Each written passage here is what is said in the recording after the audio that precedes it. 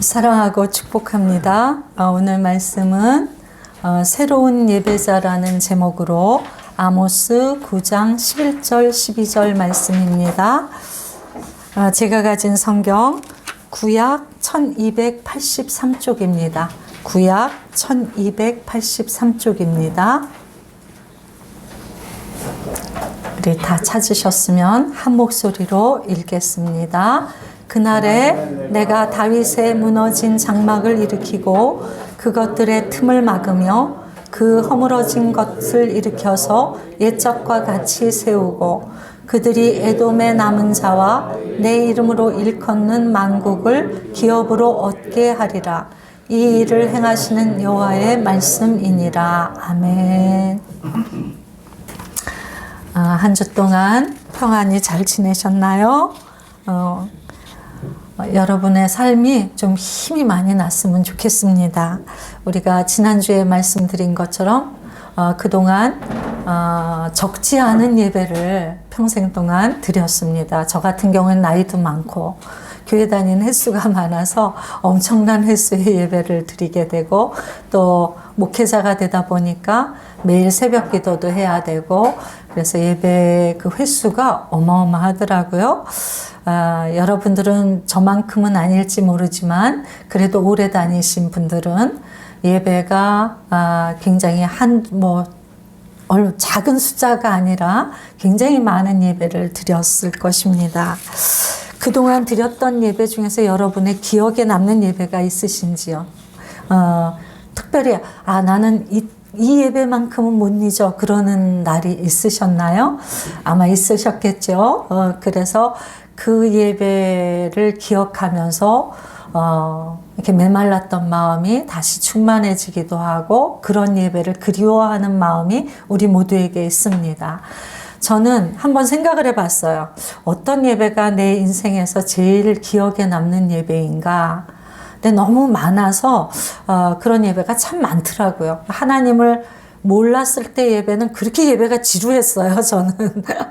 그래서 졸기도 정말 잘하고, 예배 맨날 시계 보면서 왜 이렇게 빨리 안 끝나나. 맨날 그랬던 것 같아요.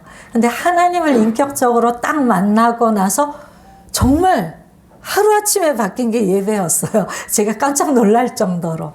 예배 시간이 전혀 지루하지 않았습니다. 그리고 찬양이 다 내 고백 같아가지고 찬양도 이렇게 입술만 달싹달싹 부르지 않고요. 내 마음의 고백이 막 터져 나오고 기도도 진짜 내 기도를 하듯이 내 기도가 쏟아져 나오고 말씀은 어쩌면 그렇게 놀라는지 매일매일 놀랐던 것 같아요. 아니 어떻게 하나님이 이렇게 나에게 맞춤에 그때 적절한 말씀을 이렇게 주시는가 매주 놀라고 기적 같았습니다. 예배가. 그래서 제가 거듭나고 예배가 너무 그 전과 이후가 너무나 차이가 나서 그 이후의 예배들이 참 은혜를 많이 누렸구나 그 생각을 했습니다. 그런데도 특별히 기억이 남는 그런 예배가 저에게 있습니다. 선교단체 훈련 가운데 들어갔을 때 일주일에 2번, 3번, 어떤 때는 4, 5번까지 거의 매일 그 예배를 이제 10개월 동안 드렸는데 하루도 대면하고 맹숭맹숭한 예배가 하루도 없었어요. 그래서 얼마나 눈물을 쏟고 감격을 하고 예배를 드리는지 우리 조가 눈물의 조예요. 별명이. 우리 간사님하고 저하고 둘이서 얼마나 울어제끼는지 사람들이 눈물의 조라고 그렇게 별명을 붙여주실 정도로 은혜가 깊었습니다. 그 10개월을 저는 잊지 못해요. 그때 제 영혼은 완전히 다 살아나고 하나님이 보이기 더 구체적으로 그냥 성도로서 내가 기대하는 하나님, 좋으신 하나님 정도가 아니라 정말 살아서 내 곁에 계신 하나님을 매일 만났던 것 같습니다. 저는 우리 교회가 그리고 우리 성도님들이 제가 매주 그런 예배를 드리기를 참 소원합니다. 그런 예배를 드리기를 원하고 지금 예배에 대한 주님이 말씀을 계속 주고 계신데 어떤 예배를 어떻게 드리면 그런 예배가 될까? 그 질문이 저에게 일어났습니다. 성경에 등장하는 분들이 물론 뭐 하나님 잘 모르는 사람도 등장하고 하나님 앞에 붙들린 사람도 등장을 하고 그러지만 성경에 예배가 숱하게 나오는데 하나님은 이 예배들 중에 뭘 제일 기뻐 받으셨을까? 그 질문이 저에게 생겼어요. 그런데 말씀에 정확하게 있더라고요. 그게 오늘 말씀입니다. 다윗의 장막에 대한 말씀입니다. 그날에 앞으로 주님이 임하시는 그날, 주님이 이 세상 위에 하나님 나라로 임하시는 그날에 다윗의 무너진 장막을 다 일으킬 것이다 라는 그 하나님의 소망과 약속이 명확하게 말씀에 기록이 되어 있더라고요. 그래서 제가 쭉 구약부터 이렇게 그 예배에 관한 그것들을 좀 묵상을 했습니다. 최초의 예배는 에덴에서 일어났겠죠. 그죠? 아담과 하와가 하나님과 동산을 거닐면서 눈 뜨면 잘 때까지 주님과 함께 살면서 했던 모든 행위가 예배가 아닐까요? 그가 하나님과 거닐면서 막 무엇에 놀라고 감탄하면서 하나님 정말 멋져요. 하나님 너무 놀라우세요. 하나님 사랑해요. 이게 다 기도의 고백이고 찬양이고, 그리고 하나님이 그거에 대해서 일일이 하나님의 관점으로 하나하나 설명해 주시는 게 설교고, 그런 것이 다 그냥 에덴 동산에서 그냥 24시간 일어나는 게 예배가 아니었을까? 그런 생각을 했습니다. 참 아름다운 예배죠. 최고의 예배고요. 그런데 그들이 하나님을 하나님으로 섬기는 마음을 잃어버렸을 때, 사단이 유혹했다는 것은 무슨 선악과를 따먹고 그게 죄가 되고 벌이 됐다는 뜻이 아니라요. 그건 하나의 상징이고 어떤 모양인지 우리는 구체적으로 잘 알지 못합니다. 하나님 나라 죽어서 가면 그게 무슨 의미인지 명확하게 알게 되겠죠. 근데 아무튼 그 선악과를 따먹었다는 게 무언가 행위를 했다는 뜻이 아니라 하나님 말씀 앞에서 하나님 말씀과 다른 존재, 하나님 말씀과 다른 말씀을 내가 아멘 하고 취했다는 뜻이거든요. 그러니까 다시 말해서 에덴에서 하나님 최고예요. 하나님밖에 없어요. 하나님 너무 좋아요. 막 이랬던 우리가, 그 아담과 하와가 어느 순간에 고개를 갸우뚱하면서 하나님 맞아? 하나님 정말 괜찮으신 분이야? 하나님 정말 찬양 받으실 만한 분이야?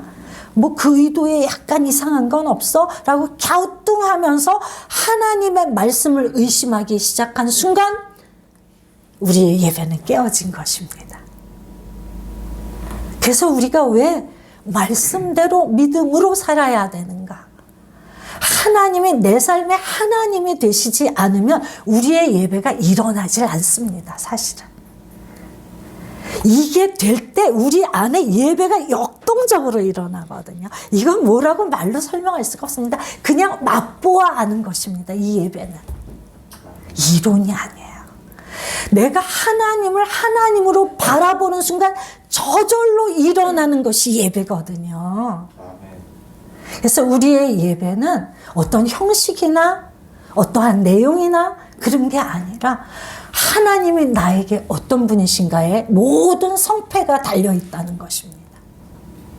그래서 몇십 년을 예배를 수도 없이 드려도 항상 예배가 메마르고 지루하고 정말 졸리기만 하고 힘들기만 하다면 그분은 심각하게 진지하게 내가 정말 하나님을 믿고 있는가를 질문하셔야 돼요.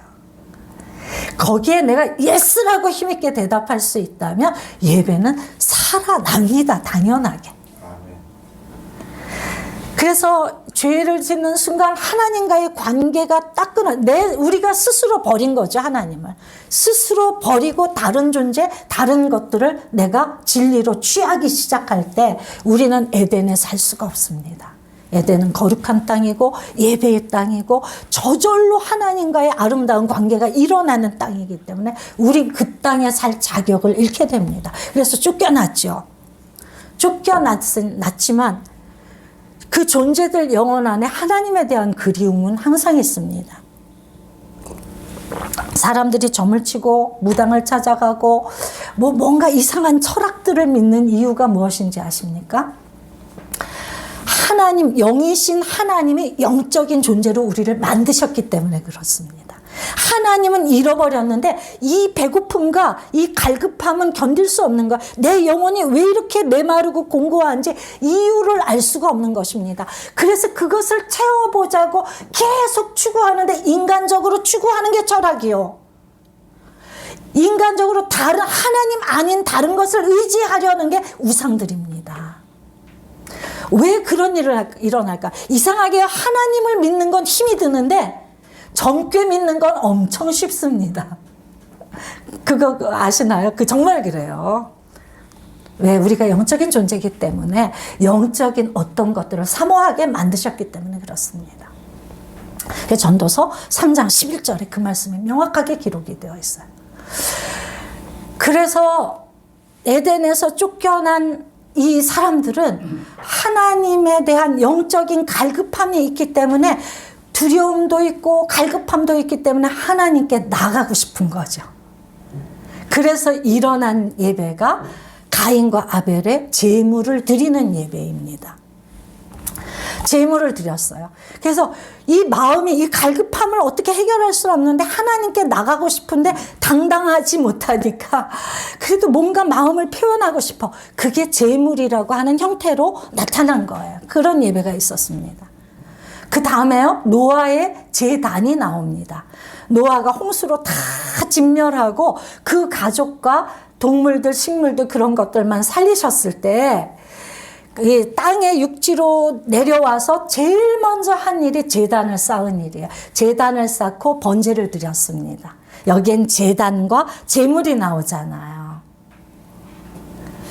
그래서 제물만 갖고 마음을 표현하는 일이 마음에 시원하지 않으니까 특별한 장소를 구별해서 여기에다 드려야 되겠다라는 마음. 그래서 제단이 시작이 된 거예요. 제단 예배가. 그 이후로는 계속 제단 쌓는 내용이 나옵니다. 아브라함도 야곱도 이삭도 전부 다.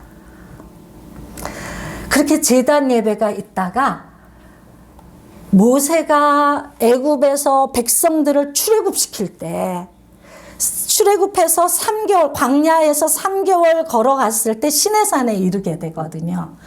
거기에서 딱 하나님이 멈추게 하십니다. 그리고 잠깐 쉬었다 가는 게 아니라 거기에선 11개월, 20일 동안 거기에 머물게 하십니다. 거기에서 거의 1년에 가까운 시간을 주님이 뭐 때문에 거기에 있게 하셨을까요? 그때 성막이라는 걸 만들게 하십니다. 이걸 이런 모양으로 이런 형식으로 만들어 여기에서 예배는 이런 종류의 예배를 드려 이 예배를 드릴 땐 이렇게 해 이래서 이 예배를 드리게 되면 너희에게 어떤 일들이 일어날 거야. 예배에 대한 모든 것을 우리가 자발적으로 하나님께 이렇게 드리면 좀 주님을 만날 수 있을까? 제물을 드리면 만날까? 장소를 구별해서 제물을 드리면 하나님이 기뻐 받으실까? 이러면서 우리가 애를 써서 주님께 나아가던 그 모든 예배를 하나님께서 명확하게 1부터 100까지 전부를, 알파부터 Z까지 전부를 다 소상히 가르쳐 주신 거예요. 그게 시내산의 모세의 성막입니다. 성막 예배가 그때부터 시작이 된 거죠. 우리 나름으로 드리는 예배가 안쓰러우시니까 그거보다는 더 의미가 있어야 되니까 예배가. 그래서 하나님이 다 가르쳐 주신 거예요. 그런 예배가 지속되었습니다. 그리고 나서 어떤 일이 일어났느냐면 이제 전쟁이 일어나서 사사시대 때 언약궤를 뺏기는 일이 일어났어요. 이거 그 성막 예배에 대해서만 또 우리가 따로 설교를 해도 좋겠는데 그거는 이번에 너무 예배가 길어질까봐 못하겠습니다. 다음번에 하나님이 또 허락하실 때 그 예배를 나누는 시간이 있을 거라고 생각을 하고요. 그 언약궤를 성막에서 제일 중요한 게 지성소거든요. 성막에 이렇게 다 휘장이 돼서 이렇게 뜰이 있고 문으로 딱 들어가면 거기 번제단이 있어서 거기에서 제물을 잡아서 이렇게 하나님께 태워드리고, 그리고 물두멍으로 가서 제사장의 몸을 깨끗이 씻고 손발 다 씻고, 그리고 옷 갈아입고 성소로 들어가서, 성소 들어가면 등대가 있고 그 맞은편에 떡상이 있고 그 위쪽에 향단이 있고 향단에 옆에 문이 있어서 지성소로 들어가는 것. 그 안에 언약궤가 있거든요. 거기에는 대제사장만 들어갑니다. 성소에는 제사장이 들어갈 수 있는데 지성소는 대제사장 한 사람만 들어갈 수 있어요. 왜냐하면 하나님을 대면하는 장소인데 거룩하지 못한 우리가 함부로 들어갔다가는 다 죽을 것이니까 하나님이 그 죽음을 방지해 주기 위해서 특별히 구별된 제사장, 그 사람, 그 제사장에 들어갈 때도 방울 달린 옷을 다 입고, 그리고 끈을 밖에다가 내놓고 그러고 들어가는 거예요. 방울 소리가 갑자기 안 들린다. 그러면 그가 거기에서 죽은 것입니다. 그래서 그 끈을 아무도 못 들어가니까 잡아당겨서 이 시체를 내오는 그런 것입니다. 하나님을 대면한다는 건 우리로서는 상상도 못하는 일이라는 거예요. 그러나 하나님을 누군가는 대면해서 이 죄 많은 우리와 하나님 사이를 중재해야 될 사람이 필요하기 때문에 대제사장이 필요했던 것입니다.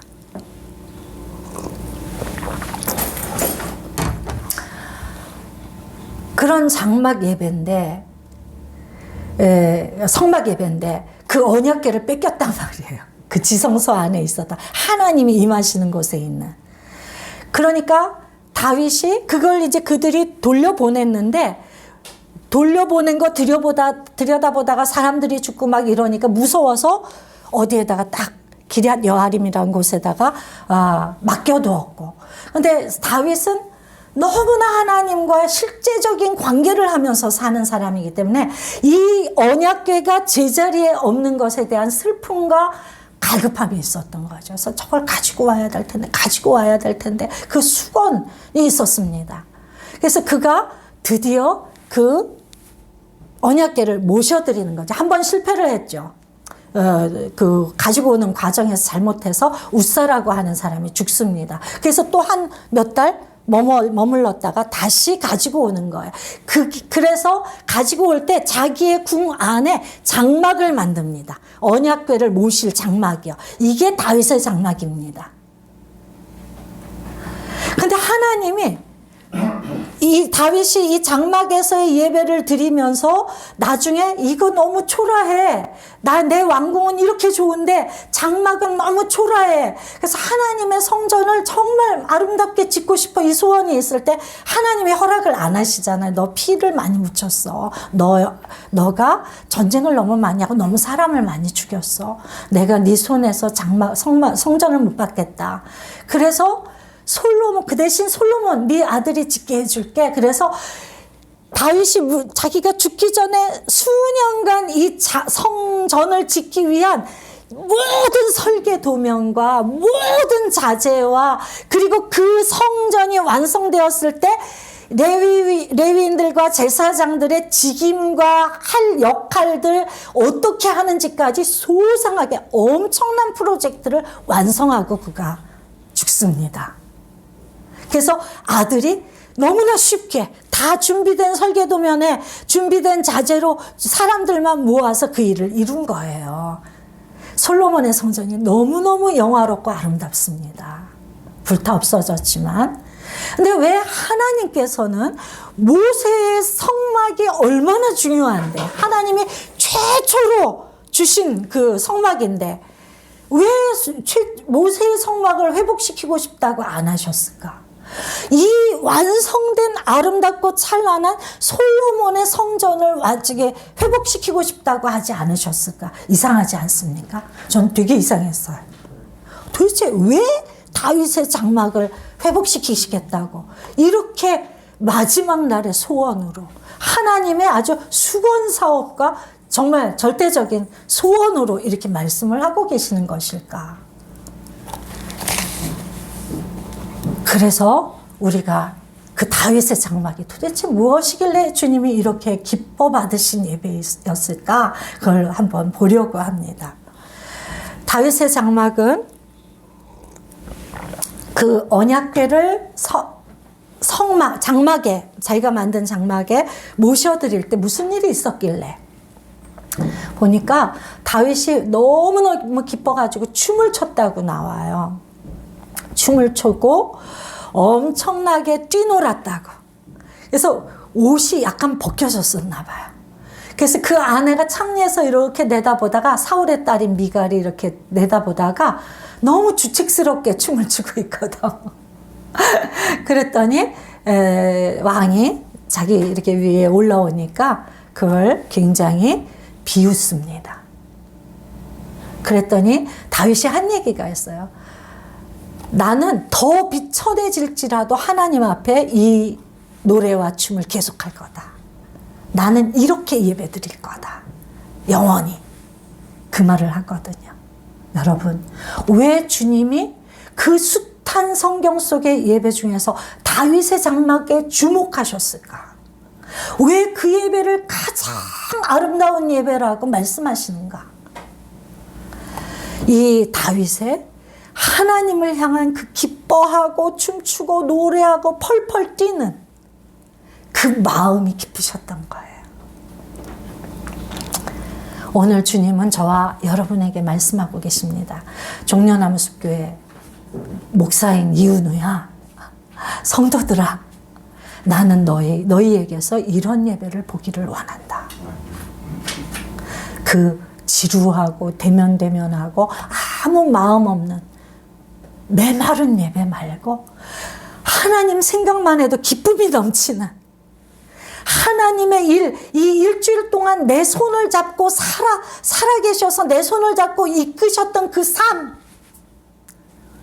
내 질문에 일일이 대답해 주시는 그 친절하신 하나님, 그 놀라운 말씀들, 생명의 말씀들이 너무 기쁘고 놀라워서 교회 올 때 막 달려 나오는 그 걸음, 이 교회 안에 들어오는 순간 살아계신 하나님 저 왔어요 라고 소리 지르는 그 마음, 엎드려서 오늘 제 예배 제일 기쁜 예배 되기를 바랍니다 라고 소리치며 그 예배를 결단하는 마음, 아멘. 그리고 예배가 시작하는 순간 살아계신 하나님께 온전히 집중하며 그 얼굴을 뵈면서 그 표정을 보고 그 음성을 들으면서 흥분이 돼서 어쩔 줄 모르는 마음, 그 예배를 주님은 기다리신다는 것입니다. 우리 그런 예배 합시다. 아멘. 그런 교회 됩시다. 맨날 지루해가지고 그냥 딴 생각하다가 시간이 좀 지나면 왜 이렇게 늦는 거야, 막. 찬양은 왜 이런 걸 했는데, 막 이러지 마시고. 주님이 이 예배 가운데 우리가 영성이요 뛰어나지 않아도, 목사가 영성이 뛰어나지 않아도, 찬양 리더가 뛰어나지 않아도 영성이 뛰어나면 너무 좋겠죠. 저희 소원입니다.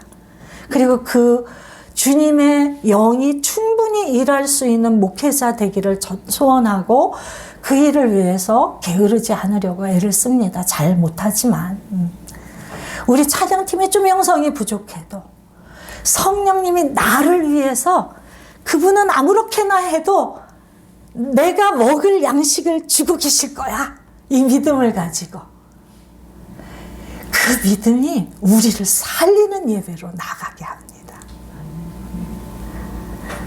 저는 이제 예배가 살지 않는 가장 큰 책임은 목회자에게 있다고 생각을 합니다.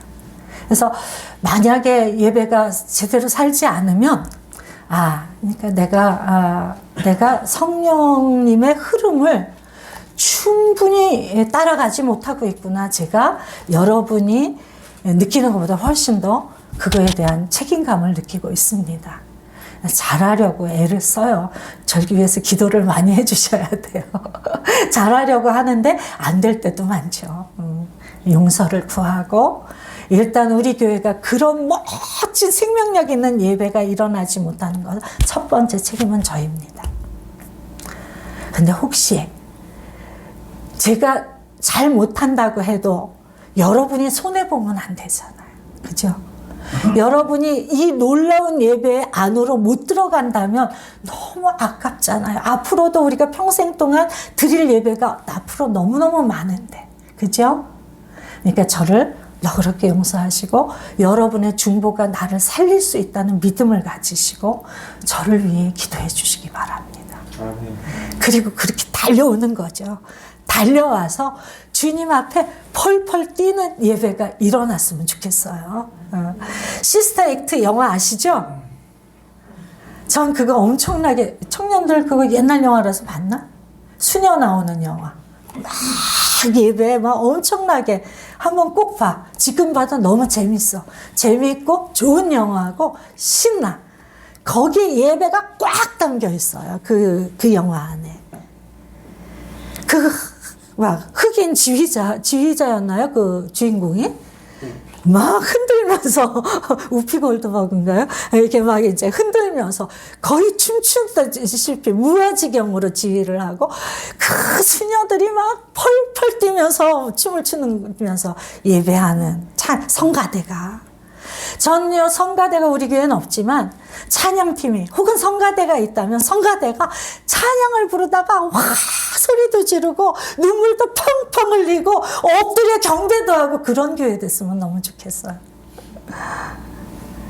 우리가 부족하지만 제가 충분치 않아서 여러분을 그 영성으로 끌어가는 힘이 좀 부족은 하지만 저도 노력할게요. 우리 그 예배로 나갑시다. 그 예배가 이루어진다면 우리의 삶에 닫힌 문들이 열립니다. 아멘. 닫힌 문이 열립니다. 우린 계속 삶에서 왜 힘들고 무거운가요? 닫혀있기 때문에요. 우리의 성격이 우리를 닫아버리고 우리의 그 무력함이 맷집이 없는 것들이 우리의 삶을 고단하게 만들고 생기가 없어요. 삶에. 그냥 살아내는 거예요. 억지로. 근데 주님이 말씀을 하세요. 얘야, 그것의 모든 열쇠는 마스터키는 예배다. 네 예배가 살면 네 삶의 문이 열려. 네 삶의 무력감이 떠나. 네 삶의 어두움이 물러가. 네 삶의 생명력이 차고 넘칠 거야. 이게 좋은 이야기가 아닙니다. 저는 오늘 말씀을 여러분이 좋은 이야기로 듣지 않기를 바랍니다. 이게 주님의 강력하신 초청이고 우리는 그것에 반응하는 것입니다. 아멘. 오늘 보면 막 노래 크게 부르고 소리 질러서 막 춤추고 뛰놀고 뭐 손을 들고 또 뭐가 있나요? 엎드려 예배하고 몸을 굽혀 예배하고 온 행위가 다 나오잖아요.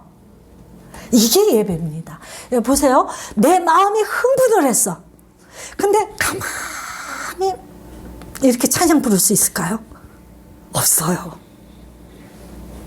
내 마음에 불이 던져지면 살아계신 하나님의 일들이 내 안을 채우기 시작하면 이 어둠이 팍 하고 사라지면 불이 켜지면서 사라져버리는 거예요. 그걸 내 온 영혼이 다 압니다. 내 영혼에 어둠이 떠나가고 불이 켜졌구나. 그걸 모를 수가 없단 말이에요. 예배 시간에 하나님의 임재를 우리가 모르고 지나갈 수는 절대로 없습니다. 근데 내 예배에 임재가 뭔지 잘 모르겠다. 하나님이 임하신다는 게 무슨 뜻인지 잘 모르겠다. 그러신다면 이 생생한 경험이 여러분 안에 부족한 것입니다. 오늘 주님이 그 놀라운 경험으로 우리를 초청하십니다. 예배란 내가 매주마다 너희를 그 초청으로 부르는 시간이야. 그리고 너희들이 와서 반응하면서 그거를 실제로 맛봐야 돼. 이건 이론이 아니야. 이랬으면 좋겠다 희망사항이 아니야. 성도가 마땅히 누려야 될 특권이야. 아멘. 그래서 손으로 예배하는 거죠. 찬양에 손을 들고 그러면 나도 모르게 손 들고 우리 막 성도님들 잘 하세요. 이렇게 손을 들고 또 막 눈물도 흘리시고 두 손을 모으기도 하시고 손뼉도 치고 박수 치는 장면이 나오거든요, 말씀에. 또 막 몸으로 엎드려 경배하고 막 몸도 흔들고 막 이러면서 목소리로 노래하고 모든 악기를 연주하고 그러면서 살아계신 하나님, 내 예배 최고로 드릴게요. 최고이신 하나님 받으세요. 이렇게 하는 것. 그것이 예배라는 거예요. 그렇게 예배를 드리면 우리 영혼이 진짜로 살아납니다. 우리는 복 받기를 너무너무 원하잖아요. 평안하기 원하시죠, 삶에. 저도 마찬가지입니다. 평안했으면 좋겠어요. 좀 좋은 일 좀 많았으면 좋겠어요. 저도 우리 성도님들도 정말로 혹시 어려움이 살짝 오더라도 주님께 나아가 기도하고 의지하면 그 문제들이 탁탁 해결이 되면서 그 간증들이 좀 많았으면 좋겠어요. 근데 우리가 항상 그렇게 좋은 일만 있으면서 사는 건 아니잖아요. 그래서 우리 마음이 약해지기도 하고 어두워지기도 하고 쓸데없는 생각들, 하나님에 대한 의심, 또 서운함, 또 사람에 대한 미움, 판단들, 이런 것들이 우리를 굉장히 불을 꺼뜨리면서 살게 돼 있습니다. 그런데 우리가 주님께 나아가서 이렇게 온 마음을 다해서 하면 우리 안에 계신 성령님이 엄청 기뻐하시거든요. 내가 예배를 진짜 드릴 때 내 안에 성령님이 춤을 추신단 말이에요. 너무 기뻐하시거든요. 그래서 성령님이 임해서 그 예배를 다 받으시고 성령에 기도하게 하시고 성령에 찬양하게 하시고 성령에 설교하게 하시는 거예요. 설교 준비는 목사가 하지만 주님께 구하면서 뭔가 이렇게 탁 기도했으니까 떠오르면 주님이 주셨다고 믿고 굳게 믿고 이게 내 생각이 아니라 주님이 주신 거라는 걸 굳게 믿고 그 말씀을 따라 여정을 걷다 보면, 설교 준비에 시간을 가지고 가다 보면 하나님의 마음이 부어지고 이 말씀이 우리를 어디로 어떤 소망으로 이끄시는지 그게 보이게 되거든요. 그래서 내 영혼이 깨어나고 살아나고 기뻐집니다. 설교 듣는 사람도 일주일 동안 그냥 이 성령의 기름 부으심이 그냥 오는 게 아니에요. 일주일 동안 치열하게 그 거친 세상에서 살 때 말씀대로 살아보려는 그 애씀, 항상 선택의 두 갈래 길에서 하나님 쪽을 선택하려는 나의 결정을 기뻐하시거든요. 그 결정을 가지고 애를 쓰는 싸움에 내가 상처를 입을 때도 있고 폐잔병이 될 때도 있고 여러모로 그렇기는 하지만 그렇게 수고하고 일주일 동안 말씀 하나님과 함께 살아내려는 희생이 있는 위에 그게 우리의 재물이죠. 거룩한 산제사요.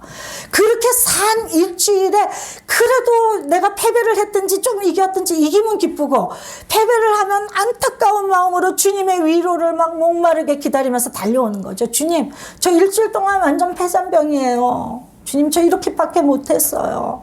용서해 주세요. 저 주님의 정말 위로와 힘이 필요해요. 막 이렇게 소리 지르면서 와서 앉아서 주님 이렇게 기도하는 거. 그때 성령님이 우리 안에서 역동적으로 일을 하십니다. 그 기독교란 이론의 종교가 아니에요. 삶의 종교고요. 관계의 종교예요. 하나님과 진짜 관계를 하며 사느냐 아니냐. 여기에서 모든 게 다 결론이 나버리는 것입니다. 그래서 기도를 맡은 사람은 준비를 꼭 하셔야 됩니다. 써서 준비하셔도 되고 안 써서 준비하셔도 되고. 성령님의 인도하시는 기도가 되게 해달라고 기도하시고 펜을 준비하시고 쓰다가 지우고 찍고 다시 쓰고 그게 그 과정에서 이미 주님의 이끄심을 받으시는 거거든요. 그때 은혜가 부어지거든요. 여기 와서 준비된 거를 그게 하는 게 아니라 그 기도 가운데 이미 역사하신단 말이에요. 그리고 기도를 맡으신 분들은 좀 일찍 와주시기 바랍니다. 부탁하는데. 왜 그러냐면 우리는 중보기도 팀이 없잖아요. 물론 전도사님과 원건사님이 매주 9시에 오셔서 30분 동안 기도합니다. 예배를 위해서. 그 중보기도 있지만 그 중보기도 덕분에 이만큼이라도 우리 예배가 정말 일어나고 있지만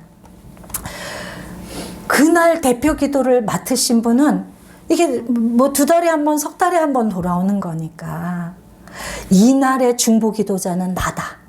우리 이번 주 내가 기도를 맡았다는 것은 오늘 예배의 성패가 내 손에 달려있다. 내가 준비기도 가서 내 기도만 준비하는 게 아니라 이 예배의 중보기도자가 되자. 그런 마음으로 오셔서 두루두루 성도들 이름을 부르면서 오늘 그분들 안에 심령 안에 성령님의 역사가 나타나기를 중보해 주신다면 얼마나 놀라운 예배가 되겠습니까? 전 그랬으면 좋겠습니다. 그리고 또 찬양은 그냥 그 가사를 하나하나 내 찬양, 내 고백으로 바꾸셔서 힘껏 몸을 움직이면서 손뼉도 치면서 그렇게 하셨으면 좋겠어요. 하나님 그런 신나는 예배 받으시면 얼마나 기뻐하실까요? 이제 우리 교회가 성전을 옮깁니다. 주님이 분명히 이 교회에 인도하시는데 간증이 제가 많습니다. 아마 들려드린 적도 있을 거라고 생각을 했는데 이 성전 전에 2번의 공짜 성전이 있었습니다. 진짜 예상치도 못했던 공짜 성전을 2번이나 주셨습니다. 근데 제가 그때 결단하기를 우리 동역자들하고 기도했을 때 일치가 안 되면 아무리 좋은 곳이라도 하지 않겠다는 결정을 교회 운영도 그래서 같이 기도했을 때 함께 연합이 일어나지 않으면 저는 그냥 안 하고 기다립니다. 그래서 2번의 공짜 성전을 저희가 들어가지 않았어요. 그리고 3번째 주님이 이곳을 주셨고 이곳에 왜 주셨는지 완전히 이 지역 리서치를 해서 주셨습니다. 그랬는데 왜 주님이 이곳에서 옮기게 하실까? 그게 저에게는 질문이었어요.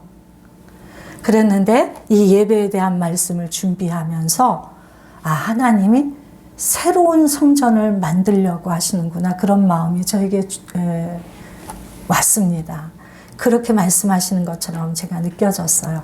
얘야, 그동안 여기에서의 8년 동안이 너희들에게 기초를 다지는 그런 이제 우리가 기초가 튼튼하지 않으면 실수도 많이 하고 문제도 많지 않습니까? 어릴 때는 똥도 싸고 오줌도 싸고 이런 것처럼 이은우 목사가 그렇게 어린 그런 수준에 불과했고 성도들도 또 중구난방 그런 부분이 있었지만 얘야 이제 이 기초를 가지고 새롭게 한번 다시 나가보자. 나는 그곳에서 너희에게 새 예배를 기대한다. 그렇게 말씀이 제 안에 들리는 것 같았습니다. 하나님이 아무 의미 없이 성전을 옮기지 않으실 거라고 생각을 합니다. 분명히 우리에게 가장 적절하고 가장 좋은 그런 성전을 주실 거라고 저는 믿고요. 그리고 그곳에 가는데 그냥 어영부영 떠밀려서 나가라 그러니까 나가는 거고 옮기게 되니까 옮기는 게 아니라 이곳에서 주님이 우리를 새롭게 하신다는 그 명확한 비전을 가지고 내 마음 가운데 새로운 예배자로 준비해서 그 새 성전에 가서 새로운 예배가 터져 나오는 저는 그런 것을 주님이 우리에게 기대하고 계시다고 믿습니다. 준비되셨나요? 근사한 새 성도가 됩시다. 새 믿음 가집시다. 새 예배 일으킵시다. 이렇게 대면대면하고 눌려있는 예배 말고 이 지루하기 짝이 없고 아무 일도 일어나지 않는 이 메마른 예배 말고 우리가 펄펄 살아나는 예배 그 예배로 나갑시다. 아멘. 기대가 되시죠? 아멘. 기도 많이 해주시기 바랍니다.